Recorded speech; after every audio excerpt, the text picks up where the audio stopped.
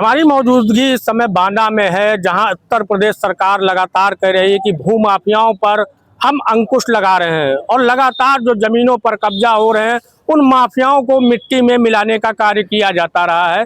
उत्तर प्रदेश के मुख्यमंत्री का ये दावा रहा है, लेकिन आज भी देखा जाए तो कहीं ना कहीं देखा जा रहा है कि अभी भी कुछ ऐसे भू माफिया हैं जो जमीनों पर अवैध रूप से कब्जा करते हैं और उसको ले करके आम जनता परेशान रहती है। हम बातचीत करेंगे कि राजा सिंह है मेरे नाम साथ में, और मैं इनसे बात करूंगा क्या मामला है, कहाँ से आए हो?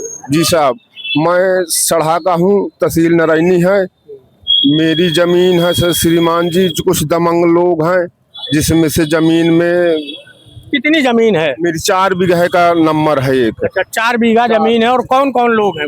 ये धुम्मन सोनी, अनूप सोनी, भोला सोनी, नारायण सोनी वगैरह, ये समस्त सोनी परिवार काफी लंबा परिवार है, बड़ा परिवार है। अच्छा, इस बात की शिकायत क्या किसी मुख्यमंत्री पोर्टल पर या आपने अपने संबंधित जिला अधिकारी को इसकी एक कोई रिपोर्ट की है या कोई एप्लीकेशन दी है कि नहीं दी? जी बिल्कुल दी है, कई जगह दी है श्रीमान जी, कहीं सुनाई नहीं होती। वो पैसे बल लोग हैं, दमंग लोग हैं, पैसे के दम पे सब वो दबा देते हैं बात। मुख्यमंत्री का जनता दरबार लगता है राजधानी लखनऊ उत्तर प्रदेश में, क्या आप कभी वहां पर गए? वहाँ नहीं गए श्रीमान जी, बस जाना है, वहाँ भी जाना है एक बार, नहीं आओ बाकी तो घूम लिया। थाने से क्या आपका क्या मामला रहा कि थाने में कोई आपकी मदद या सहायता उसके विषय पर की गई? थाने में हमारी कोई मदद नहीं होती, उल्टा चौकी बाल थाने में पुलिस के सामने विपक्षी लोग हमें हड़काते हैं, पुलिस हमारी मजाक उड़ाती है। तो लगातार जब आप थाने पे जाते रहे तो वहाँ कंप्लेन आपने दर्ज कराई थी कि ऐसे ही आप गए? हाँ, हमने चौकी में गए थे। कौन सा थाना लगता है? थाना कलिंजर लगता है, चौकी सढ़ा लगता है। बांदा में है। बांदा में ना।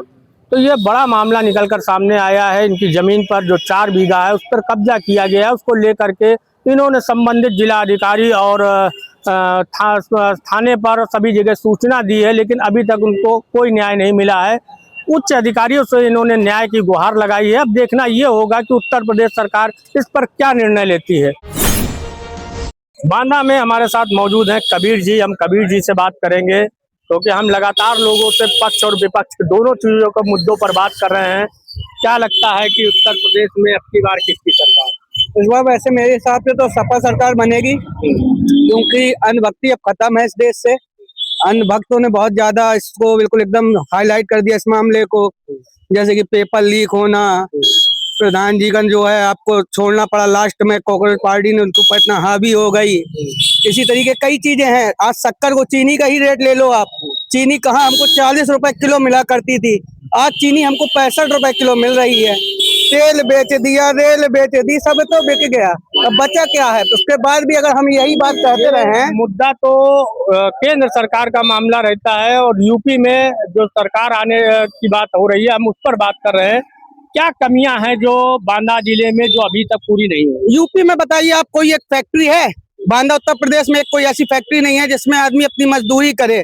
आदमी दूर दूर से गाँव से आता है, ठीक है, उसको दिन भर बैठा रहता है, उसको 500 रुपए की दहाड़ी भी नहीं मिलती है। तो महंगाई क्या बड़ा मुद्दा है? बिल्कुल है, बहुत बड़ा मुद्दा है। अगर कोई मजदूर आदमी अपने घर में खा नहीं पाएगा, अपने बच्चों का पालन पोषण नहीं कर पाएगा, तो कैसे चलेगा? इसी तरीके का शिक्षा विभाग पूरा आपका चल रहा है। किताबें 5,000 रुपए की आती हैं, आदमी की इनकम जो है 7,000 रुपए की है, कहाँ से पूरा हो जाएगा? वो अपने परिवार का ना पालन कर पाएगा, ना पोषण कर पाएगा, ना अपने परिवार को देख पाएगा। जब वो खा ही नहीं पाएगा तो बच्चे को पढ़ाएगा क्या? मजबूरी है उसकी कि बच्चों से वो कबाड़ बिनवाएगा, पल्लेदारी कराएगा, लास्ट में वो चोरी करेगा। उसके अलावा कोई उपाय ही नहीं है उसके पास। क्या करते हैं? मैं कुछ नहीं करता हूँ, मैं एक नॉर्मल व्यक्ति हूँ, प्राइवेट ड्राइवरी करता हूँ और 5,000 रुपए मिलता है। क्या होता है 5,000 रुपए में? अपना परिवार नहीं चला। 5,000 रुपए? जी हाँ, 5,000 आज के समय में? आज के समय में, क्योंकि कोई रोजगार ही नहीं है हमारे पास। उसके बाद क्या करेंगे? कोई काम ही नहीं है, या तो बैटरी रिक्शा ले लें, उसको दिन भर चलाएं। कोई अगर फैक्ट्री होती है तो कम से कम 10 से 15,000 रुपए तनख्वाह मिलता है, बेस होता है, उसका काम करने का होता है कि 12 से 18 घंटे हम काम करेंगे, हमारा परिवार आगे से आगे चलेगा। कुछ नहीं चल पा रहा है, सब कुछ धड़ाम है। केवल उसके बाद भी कहा हो आप अगर, तो कोई मतलब नहीं है। तो आपको लग रहा है परिवर्तन हो जाएगा? बिल्कुल परिवर्तन होगा, ये सामने आपको 2027 में देखने को भी मिलेगा। तो जैसा कि इन्होंने बताया कि इनको लग रहा है कि पूरी तरीके से परिवर्तन हो जाएगा और तमाम जनता से हमने बातचीत की। निर्णय तो जनता को करना है, क्योंकि 2027 चुनाव बहुत ही महत्वपूर्ण चुनाव है। हालांकि टक्कर की कांटे की लड़ाई होने वाली है, इसको लेकर के भी हम बातचीत करेंगे। और भी कुछ लोग हैं हमारे साथ मौजूद हैं बांदा में, AS नुमानी। हम उनसे बातचीत करेंगे। वो समाज सेवक हैं, लोगों की समाज की जो समस्याएं होती है उन पर कार्य करते हैं। हम बातचीत करना चाहेंगे। आपका स्वागत है हमारे चैनल पे। जी जी, बहुत शुक्रिया। क्या कहना चाहेंगे? 2027 चुनाव आ गए हैं, ऐसे में सरकार किसकी बनेगी? रिपीट होगी या फिर परिवर्तन होगा? जी, जो आपने एक सवाल किया है, एक बड़ा सवाल किया है। जब से भारतीय जनता पार्टी की सरकार इस देश में आई है, 2014 से लेकर के 2017 से लेकर के अब तक के भारतीय जनता पार्टी की सरकार है। जब ये सरकार नहीं थी, उस टाइम में भारतीय जनता पार्टी के राजनीतिक लोगों ने डंकी की चोट पे पूरी हिंदुस्तानी बाशिंदों से चिल्ला चिल्ला के चीख चीख कर कह रहे थे कि यदि मेरी सरकार आती है तो हम देश में नौजवानों को 2 करोड़ नौजवानों को नौकरियां देंगे, 15-15 लाख रुपए देंगे और बहन बेटी इस देश की सुरक्षित रहेगी। लेकिन देखिए, जब 3-3 साल की बच्चियों के साथ बलात्कार होता है, इससे ज्यादा शर्म की बात क्या हो सकती है? क्या इसमें 2027 में सरकार आएगी? दूसरी बात, आप जिस जगह पे आप खड़े हैं, ये जनपद बांदा है, बुंदेलखंड का एक बड़ा शहर है। आप देख लीजिए, पानी, यहाँ की जनता बूंद बूंद पानी के लिए तरस रही है। चाहे वो जल संस्थान के अधिकारी हो, जल संस्थान के अधिकारी भी लूट मचाए हुए हैं। और जल जीवन मिशन, जहां करोड़ों नहीं अरबों रुपए का बजट हुआ है, लेकिन पता ही नहीं चल रहा कि पैसे गए तो कहां गए, और फिर भी लोगों के नलों पे पानी नहीं पहुंच रहा। आप, और दूसरी सबसे बड़ी बात, यहाँ की जितने भी सारे विधायक सांसद हैं, सभी लोग को केवल और केवल यहाँ के बालू और यहाँ के पत्थर से और यहाँ के दारू शराब से मोहब्बत है। यहाँ के विकास से कोई मतलब नहीं है, यहाँ के रोजगार से कोई मतलब नहीं है। आज इस प्रदेश में और आज इस बुंदेलखंड में, जनपद बांदा में पलायन चरम सीमा पे है। यहाँ का पढ़ा लिखा नौजवान, जिसके अंदर एक अच्छी काबिलियत है, एक अच्छी एजुकेशन है, एक अच्छी एबिलिटी, क्वालिटी कैपेसिटी है, आज वो बच्चे रिक्शा चलाने पे मजबूर है।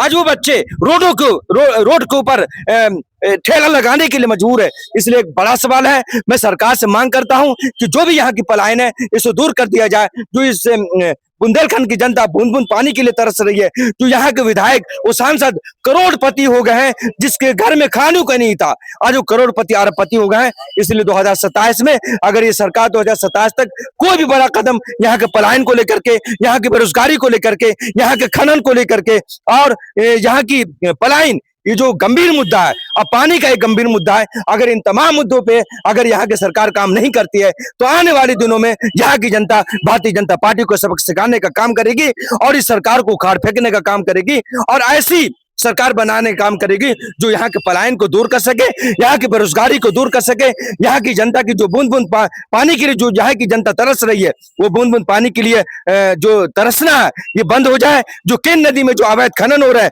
ये खनन बंद हो जाए और जल मिशन के ऊपर जो करोड़ों अरब रुपए का बजट हुआ है, जो पूरा पैसा खा लिया गया है और भ्रष्टाचार चरम सीमा पे है। अगर नई सरकार आएगी तो हम लोग इसकी जांच कराएंगे और जो भी भ्रष्ट अधिकारी है उसको जेल के पीछे, जेल के सलाखों के पीछे। एक सवाल उठता है, जहां आप इतनी कमियां बता रहे हैं, वहीं उत्तर प्रदेश के मुख्यमंत्री योगी आदित्यनाथ लगातार ये दावा कर रहे हैं कि हमने माफियाओं को खत्म कर दिया, उनको मिट्टी में मिला दिया और क्या नाम है, रोजगार हम दे रहे हैं, हर तरीके की सुविधा हम लोगों को दे रहे हैं। तो फिर ये कमियां आ कहां से रही?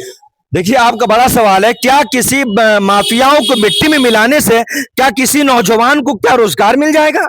बताइए, आप बताइए, क्या किसी को रोजगार मिल जाएगा? यहाँ तो रोजगार की जरूरत है भाई। आप देख लीजिए, घर घर में लोग एक एक रोटी के लिए, आपने देखा होगा कुछ समय पहले नारायणी में एक क्षेत्र है, यहाँ की जनता ने घास की रोटी बना करके खाने पर मजबूर हुए थे। इसलिए बड़ा सवाल है, आज देश का सबसे गरीब और जब सबसे पिछड़ा हुआ इलाका अगर कोई है तो बुंदेलखंड है, वो बांदा है। इसलिए हम लोग आने वाले दिनों में भारतीय जनता पार्टी को सबक सिखाने का काम करेंगे।